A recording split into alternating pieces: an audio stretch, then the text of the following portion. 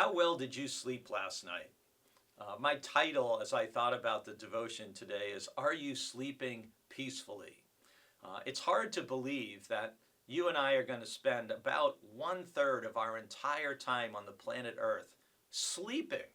Yet that's how important it is.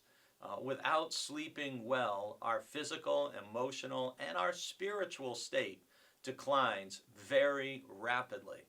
God has designed us to need sleep. It's almost like we experience a death and resurrection every 24 hours. So sleep is really important. And Psalm 4, which is our scripture for today, and I'll be preaching on it today as well, talks in verse 8. It said, David says, I will both lie down and sleep in peace. For you alone, O Lord, make me lie down in safety. And I think a really key phrase in that verse is, for you alone, O Lord, make me lie down in safety. Living in a gated community, having an alarm system, there are plenty of people who have tons of money and live in those kind of circumstances, and they don't sleep well at all because they're anxious, they're worried, there may be things wrong in their family relationships. The Lord alone, God alone, David says, makes me lie down and sleep in peace and in safety. And this is a psalm which is really a prayer for deliverance from personal enemies. David is writing this from a position of being in a difficult circumstance where, like many of us, when you're in a really stressful, worrisome time, sleep can come very fitfully or not at all because our mind can be racing. And so David models in Psalm 4 what to do when we're in very stressful circumstances. It begins in verse 1, Answer me when I call, O God of my right. You gave me room when I was in distress.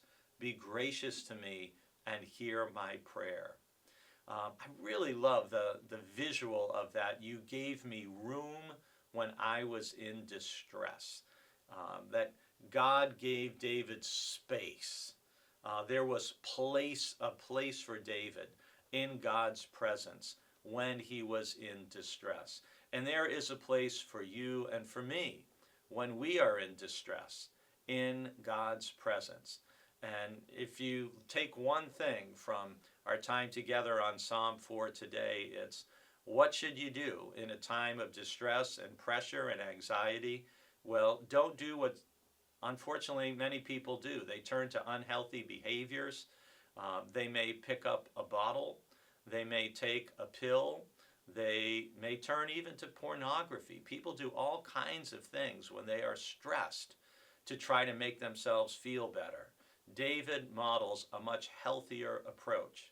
When you're in distress, turn to the Lord in prayer, and God will make room for you, because it's God alone who enables us to have the peace of mind and spirit that we can sleep safely and securely.